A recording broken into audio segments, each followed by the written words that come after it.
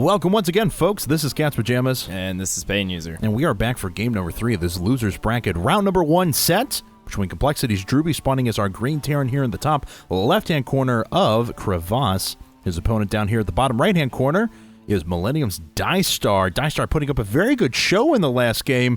And, you know, we have seen fairly large maps so far. That was actually interesting because Diestar picked Crossfire last time, even in a TVT setting. I didn't even think about that being his pick. And now Drewbie picks Crevasse. Interesting choice. Yeah, Drewbie apparently not so confident in those positional wars. I think Diestar certainly getting the better of that in the last game, really just showcasing how aware he was of the map and how aware he was of where Drewbie was.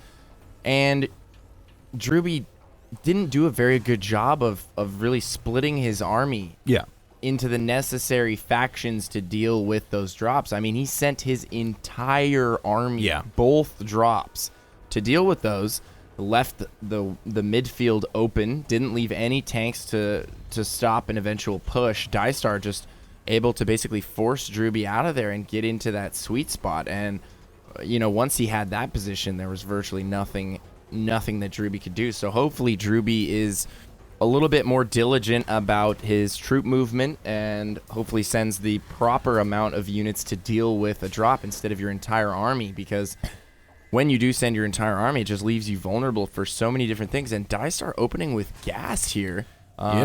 Probably going to get another Reaper like he's been doing. I would imagine. And it's interesting, you know, Drewbie is bypassing that gas, so something similar to what we saw in Tal'Darim in the first game, where he did go after that gasless fast expands. Now, of course, on this map, it's very, very easy for you to take an expansion. If you take the one that's actually connected to your main, that's all one big base, essentially. It only has 6 mineral patches and 1 Vespian Geyser, but it's very, very easy to hold on to. And Diestar just building a supply depot there next to his natural.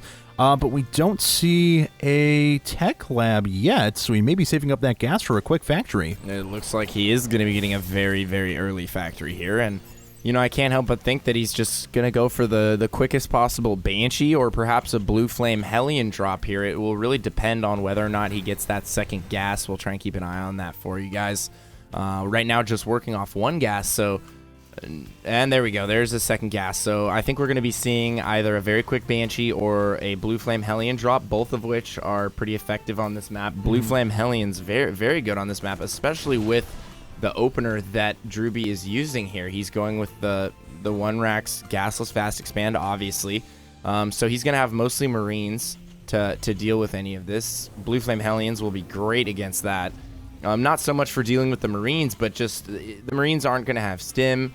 He's not going to have a Viking to clear the medevac out of there, and we do have a single Hellion coming out right now for Diestar, and he's also getting a reactor, so probably going to start double pumping Hellions and eventually switch that factory over to the reactor, but that means he's not going to be getting that Blue Flame upgrade, which I think is going to be essential to do any heavy damage here. Interesting, and he is just going to double Marine production at the time. There we go, a tech lab going down on the factory, and he is saving up some gas, so this could be a pretty easy switch onto that starport once again. And we're seeing something that's pretty familiar to us. I mean, this is setting up pretty close to what we saw in Tal'Darim Altar, which is Drewbie on the 4-Rax. He's going to have a ridiculous number of Marines here very quick into the game while he establishes a nice economy. I agree with that, but we did see Diestar drop a very early command center on Tal'Darim as well. He got those initial Reapers for scouting, and did he misland right there or something? I didn't catch the I'm not sure. We'll find out why here in a second. Yeah, maybe we will.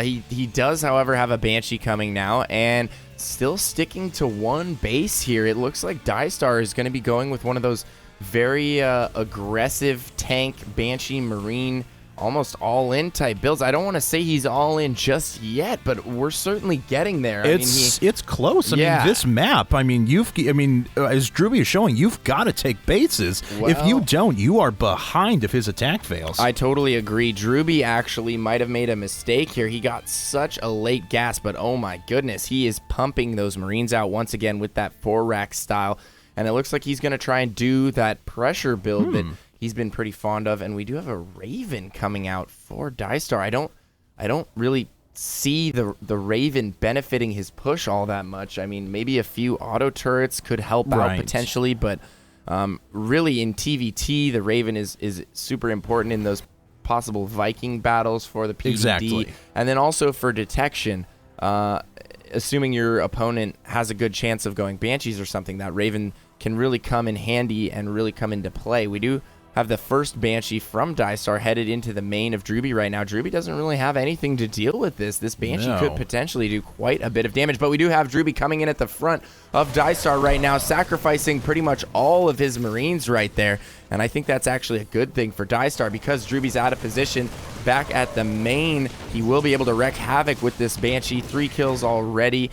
Gonna deny mining for quite a bit here, and there is no turret up, but keep in mind that's not that big of a deal. There is no cloak, but he's still going to kill a ton of SCVs here. And he stops watching the Banshee. Drewbie also not watching his Marines, but still going to kill the Banshee. Yeah, absolutely. That's a pretty big loss for Diestar. If he had gotten that away, the missile turrets were slow to come up. He could have found a sweet spot over here and started to do more damage and just been pesky. But as it stands, he isn't. And he looks like he's more concentrated on this big attack coming out of him. He's got a couple of SCVs following to repair as well. But Drewbie should have enough forces regathered by that time to be able to defend this.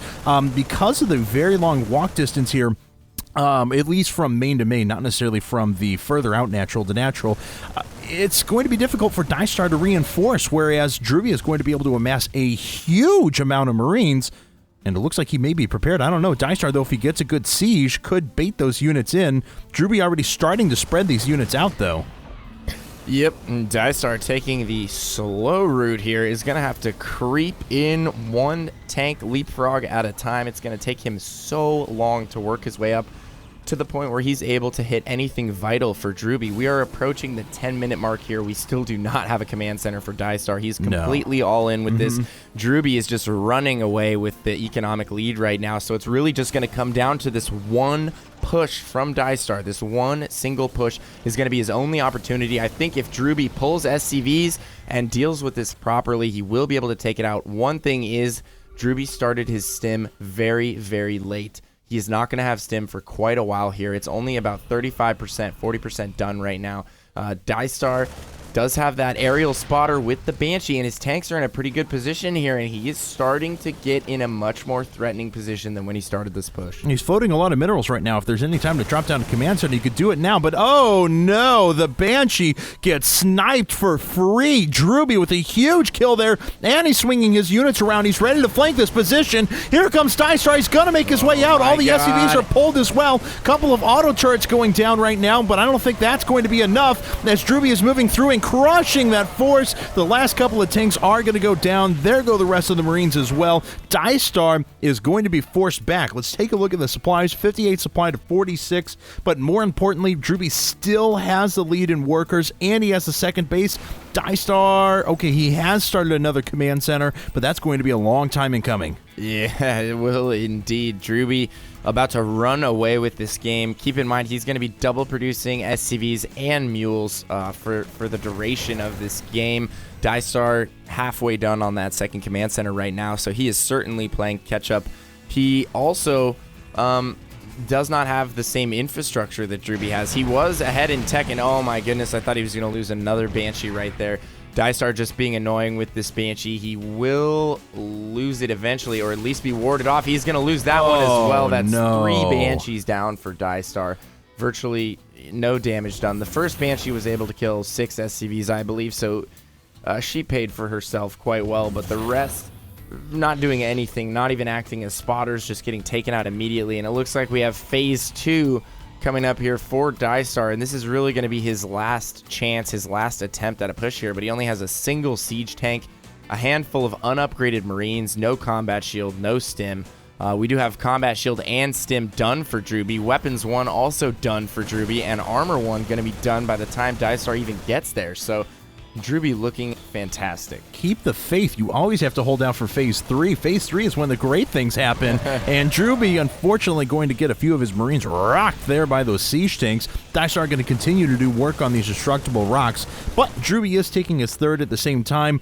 Diestar only just now sat down his orbital command supply. Let's see here. Wow, actually equalized for the two players, and Diestar is still significantly behind in economy, but he does have the better straight line engagement force. We take a look at the Army tab. Yeah, we see he has a considerably larger force, but he's going to need to position it really cleverly. He doesn't have any combat shields or any sort of any upgrades whatsoever on these Marines, and if Drewbie gets another good split like he did in the first engagement, he could handle this pretty easily. Diestar now in range to attack a couple of these units, though. Yeah, Diestar with some great positioning right here, and he's actually put himself in a very forward position. This is going to be difficult for Drewbie to deal with. He might have to pull additional SCVs this time around. He does have enough energy on the Raven. Oh, and these two medevacs are going to go in and get taken out for free. That sucks. Both those medevacs going to go down right there, and I think Drewbie is going to have to pull a ton of SCVs once again. We do have a Congo line coming from the natural here. He is going to send absolutely everything simming and moving in. Oh, and no! I think he has more than enough to crush through this. Diestar losing everything. 2 PDDs going down. He dropped down 2-point defense drones. I don't know why he used those PDDs. Misclick. There's the good game. Good luck. And Drewbie takes the set, moves into losers round 2 here to the IPL Season 2. Diestar with good positioning, but point defense drones. What? That was an accident. Plain and simple. Plain and simple. I mean, it couldn't have been, though, because he put the PDDs in the perfect position. Like, you wouldn't put auto turrets above and in the middle of your army. But why would you put down PDDs? I mean, I think there might have been 1 Marauder in there. Maybe 2 at the beginning, but I mean, come on. Yeah, exactly. That's not going to be worth... you're not getting any bang for your buck as far as energy is concerned. Those auto turrets might have been actually to help, or might have actually been able to help quite a bit there. Yeah. Just absorbing a lot of that Marine fire. I mean, they are very hardy, stout unit. Yeah, and I could admit, though, the Marines for Drewbie were pretty effective. I mean, think about this. You had Stim, Combat Shield, 1-1, all going, and there was a pretty good number of Marines that were out for Diestar, but no upgrades whatsoever, and they just weren't able to withstand the amount of pressure that Drewbie was bringing. Yeah, I was not feeling that build from Diestar whatsoever, especially on this map. Especially with those spawns. I mean, there were just so many things that screamed, do not use a build like that to me. And it didn't work out at all. So hopefully, well. There we go. Well, we'll see if Drewbie can continue it. I was going to say, hopefully, Diestar learned his lesson there, but I mean, doesn't matter. He is out of the tournament now, so. Yeah, and Drewbie had his work cut out for him in Winners Bracket 1 against Idra, the reigning IPL champion, and came up against a tough European player in the Losers Bracket round 1. So he has had his work cut out for him. He's done very, very well. We'll see if he can continue his path through the losers bracket. If you guys have enjoyed what you've seen, though, please check us out, IGN.com/IPL. You can find us as at IGN Pro League on Twitter, Facebook, YouTube, and at Justin TV. And if you've enjoyed Payne User and Ice Casting, please do check us out. And you can find me at Twitter.com/CatsPajamasSC2. And you can find me at Twitter.com/Payne User. Thanks a lot, guys. And stay tuned for more games from IPL Season 2.